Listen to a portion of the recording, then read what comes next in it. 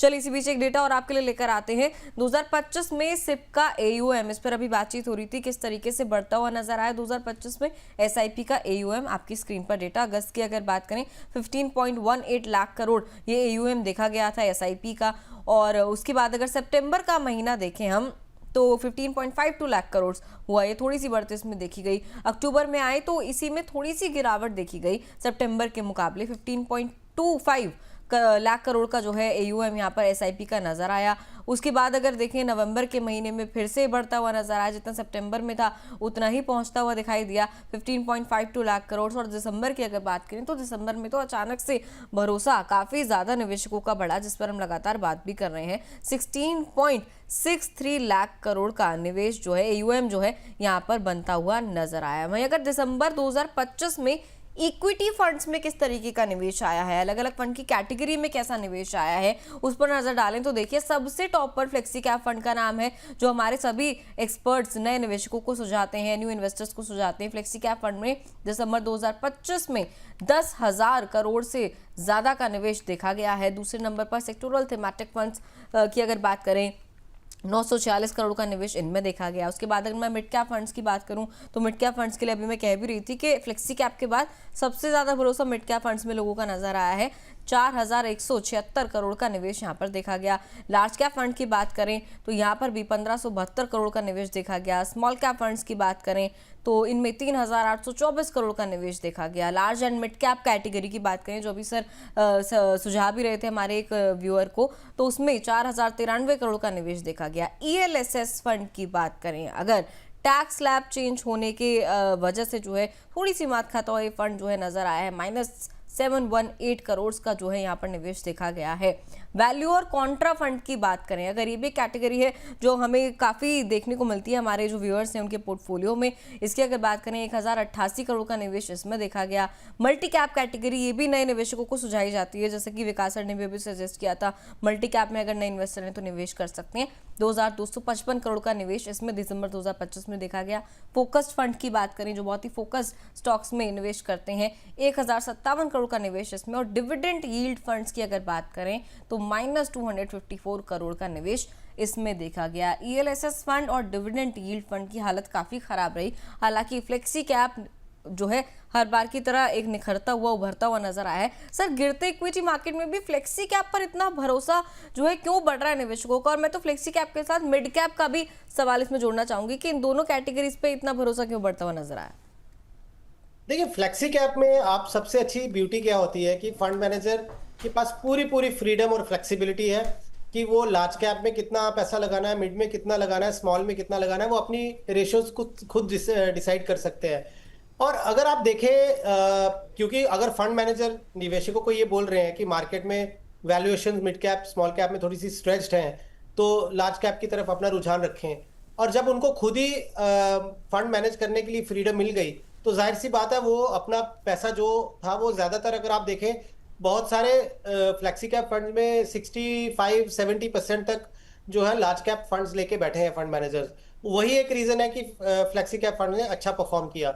अब यही अगर फ्लेक्सी कैप फंड अगर आप 2022-23 में चले जाएं तो यही फ्लेक्सी कैप में फंड मैनेजर्स की जो allocation toward small cap mid cap थी वो ज्यादा थी और लार्ज कैप उन्होंने कम लिए हुए थे।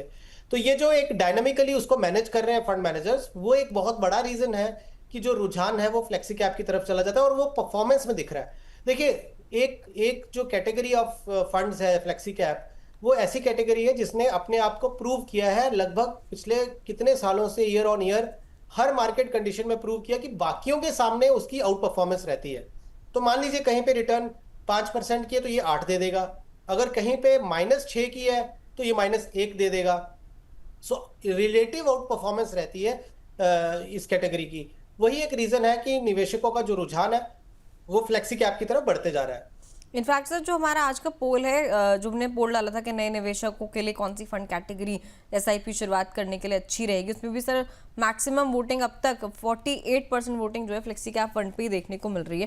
सर मुझे लगता है एक्सपर्ट्स की बात हमारे व्यूअर्स जो है अच्छे से सुनने लगे हैं, अच्छे से मानने लगे हैं और फ्लेक्सी कैप कैटेगरी में जो है भरोसा बढ़ता हुआ नजर आया। इसके अलावा सर अगर ELSS फंड को देखें जो इसमें से निकासी हुई है, लोगों ने पैसा निकाला है, 718 करोड़ का जो है आउटफ्लो इसमें देखा गया है। सर क्या इसकी वजह टैक्स स्लैब में चेंजेस ही देखी जा रही? एब्सोल्युटली सिंगल रीजन है, उसके अलावा और कोई रीजन नहीं है। बिकॉज इसमें एक तो जब ईएलएसएस में टैक्स सेविंग बेनिफिट मिलता था तो 3 साल का लॉक इन होता था। तो अब जैसे जैसे लॉक इन खत्म होते जा रहा है, लोग अपना पैसा निकालते जा रहे हैं वहां से। फंड हाउसेस ने अभी तक कोई ईएलएसएस में कोई भी तरह का ऐसा बदलाव नहीं किया, जहां पे कई बार होता है कि क्योंकि अभी तक गवर्नमेंट ने एबॉलिश नहीं किया। गवर्नमेंट ने क्या बोला कि ओल्ड रिजीम और न्यू रिजीम। तो अभी भी कुछ ऐसे निवेशक होंगे जो एटीसी का बेनिफिट लेना चाहते हैं, तो उनको तो ईएलएसएस चाहिए ही। लेकिन बहुत सारे आप देखें, 12 लाख की जो लिमिट हुई है उसमें एक लार्ज सेक्शन ऑफ इन्वेस्टर्स या जो वर्किंग क्लास है वो टैक्स फ्री जोन में आ गई।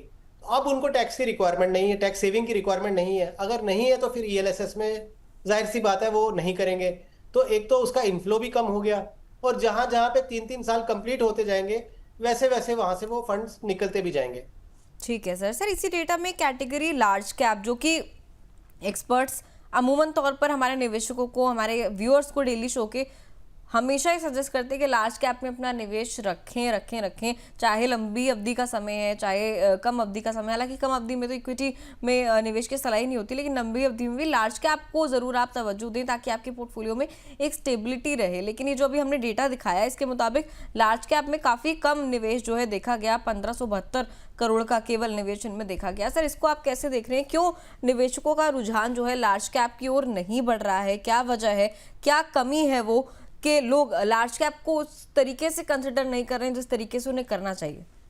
देखिए, लार्ज कैप में अगर आप देखें तो बहुत सारे केसेस में क्या होता है कि लोगों को ये लगता है कि मैं अगर लार्ज कैप फंड में निवेश करना है तो मैं एक निफ्टी 50 इंडेक्स फंड क्यों ना ले लूं, या निफ्टी 100 इंडेक्स फंड क्यों ना ले लूं, क्योंकि उसकी एक्सपेंस रेशो वहां पे कम होती है। और 100 स्टॉक, जो लार्ज कैप स्टॉक्स है 1 से लेके 100 तक, उसकी पूरी बास्केट जो होती है वो निफ्टी 100 इंडेक्स फंड से मिल जाती है।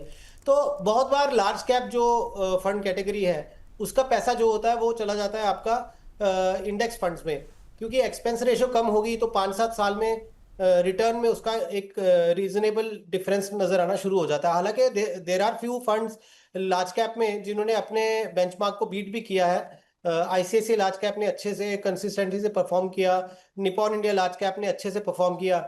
लेकिन ये एक बड़ा रीजन होता है। और तीसरा क्या है कि जो लोग थोड़ा सा म्यूचुअल फंड इंडस्ट्री को समझने लग गए, उनको ये लगता है कि अगर मैं फ्लेक्सी कैप में हूँ, मल्टी कैप में हूँ, तो वहां पे भी मेरा एक्सपोजर लार्ज कैप में तो आएगा ही। तो फिर मैं डुप्लीकेशन थोड़ी कम हो तो प्योर लार्ज कैप ना ही लूँ, क्योंकि large and mid cap fund लेंगे तो वहां पे भी लार्ज कैप का आपको एक्सपोजर आ जाएगा। अगर आप फोकस फंड लेंगे तो थोड़ा लार्ज कैप का उसमें भी रहेगा। अगर आप कॉन्ट्रा फंड लेंगे या वैल्यू फंड लेंगे तो वहां पे भी आपको लार्ज कैप दिख जाएंगे। तो जब पोर्टफोलियो लेवल पे आपको थोड़ी सी अगर ओवरलैपिंग कम करनी है तो इसके लिए प्योर लार्ज कैप की तरफ रुझान थोड़ा लोगों का जो है वो कम रहता है।